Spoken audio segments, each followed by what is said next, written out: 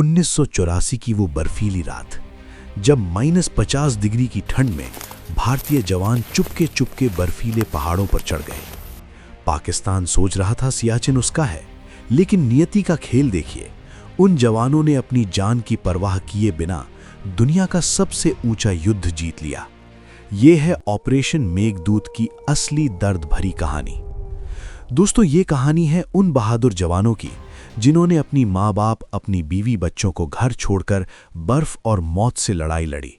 हर कदम पर सांस फूल रही थी, फिर भी वे आगे बढ़ते रहे।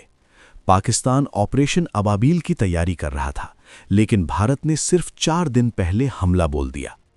आज हम खोलेंगे इस वीरता की वो कहानी जो आंखों में आंसू भर देती है।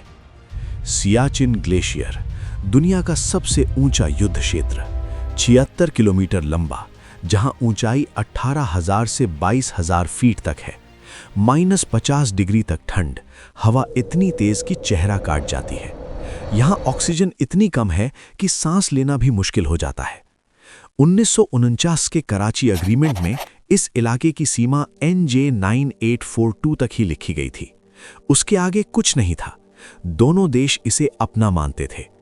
1980 के शुरू में पाकिस्तान ने एक्सपीडिशंस भेजना शुरू कर दिया। फिर 1983 में उसने ऑपरेशन अबाबील का पूरा प्लान बना लिया, 17 अप्रैल 1984 को सियाचिन पर कब्जा करने का। भारतीय खुफिया एजेंसियों को जब यह पता चला तो दिल बैठ गया। सेना ने फैसला किया, हम उनसे पहले पहुंचेंगे। ऑपरेशन मेघदूत का प्लान तैयार हुआ। हर जवान जानता था कि यह मिशन मौत के मुंह में कूदना है, फिर भी कोई पीछे नहीं हटा। मार्च 1984, 19 कुमाऊं रेजिमेंट और लद्दाख स्काउट्स के जवान तैयार हुए। लेफ्टिनेंट कर्नल DK खंडा की कमान में जवानों ने ज़ूजीला पास पार किया, भारी बैग लेकर, बर्फ में पैदल। कई दिन की थकान भरी मार्च, कोई हेलीकॉप्टर नहीं ताकि पाकिस्तान को भनक न लगे। हर रात वे अपनी पत्नी और बच्चों की याद करते। कोई चुपके से अपनी मां को याद करके आंसू पोंछ लेता। लेकिन सुबह फिर से चढ़ाई शुरू। 13 अप्रैल 1984, बैसाखी का दिन, -50 डिग्री ठंड। कैप्टन संजय कुलकर्णी और सेकंड लेफ्टिनेंट अनंत भुयन की टीम हेलीकॉप्टर से उतरी, बिलाफोंडला पास से सिर्फ 3 किलोमीटर दूर। जब वे पैदल चढ़ाई शुरू की तो हर कदम पर लगता था आज आखिरी सांस है। ऑक्सीजन की कमी से सिर घूम रहा था, उंगलियां सुन्न हो रही थीं, फिर भी वे चढ़ते गए। एक जवान ने बाद में बताया था, सर, हर कदम पर घर याद आ रहा था, माँ की रोटी, बीवी का हाथ, लेकिन सियाचिन भारत का है, ये सोचकर आगे बढ़ जाता था।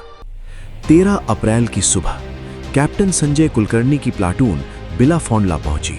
18,000 फीट की ऊंचाई पर तिरंगा फहरा दिया गया। कुछ ही दिनों में सियाला भी कब्जे में आ गया। जब पाकिस्तानी सैनिक पहुंचे तो देखा भारतीय जवान पहले ही वहां डटे हुए हैं। पाकिस्तान हैरान रह गया, उनका पूरा प्लान फेल हो गया। कल्पना कीजिए दोस्तों, जवानों के जूते बर्फ में जम चुके थे, हाथ पैर फट गए थे, चेहरा काला पड़ गया था ठंड से, फिर भी वे मुस्कुराते हुए तिरंगा लहरा रहे थे। एक एक जवान सोच रहा होगा, मेरी मां को पता चले तो कितना गर्व करेगी। सबसे बड़ा ट्विस्ट ये था कि इस जंग में सबसे ज्यादा मौतें गोलियों से नहीं हुई, बर्फीले तूफान, एवलांच और एल्टीट्यूड सिकनेस से हुई। पाकिस्तान को लगा भारत सिर्फ बयानबाजी करता है, लेकिन भारतीय सैनिकों ने बिना एक गोली चलाए डोमिनेटिंग हाइट्स ले लीं। 1987 में पाकिस्तान ने कायद पोस्ट पर हमला किया। नायब सूबेदार बाना सिंह ने 1500 फीट की बर्फीली दीवार चढ़कर अकेले पाक पोस्ट पर कब्जा कर लिया। उस वक्त उनके मन में क्या चल रहा होगा कोई नहीं जानता। उन्हें परमवीर चक्र मिला। आज वो जगह बाना टॉप कहलाती है। ऑपरेशन मेघदूत आज भी जारी है, 41 साल से ज्यादा हो गए। भारत ने लगभग 2600 वर्ग किलोमीटर क्षेत्र पर कब्जा बनाए रखा। हजारों जवान शहीद हुए, ज्यादातर मौसम की वजह से। हर रोटेशन पर जब जवानों को नीचे लाया जाता है तो कई की आंखें नम हो जाती हैं।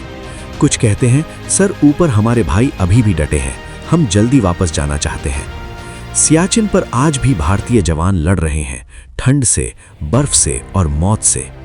दोस्तों, ये थी ऑपरेशन मेघदूत की वो दर्द भरी कहानी, उन जवानों की जिन्होंने अपनी माँ बाप, अपनी बीवी बच्चों को छोड़कर सबसे ऊंचे मैदान पर तिरंगा लहराया। वे कभी आराम नहीं मांगते, बस एक ही चाहत रखते हैं, सियाचिन भारत का रहे। अगर ये कहानी आपके दिल को छू गई हो, आंखें नम हो गई हो, तो इस वीडियो को लाइक जरूर करें, चैनल को सब्सक्राइब करें, कमेंट में लिखें जय सियाचिन या ऑपरेशन मेघदूत। मिलते हैं अगले वीडियो में, तब तक के लिए जय हिंद, जय भारत।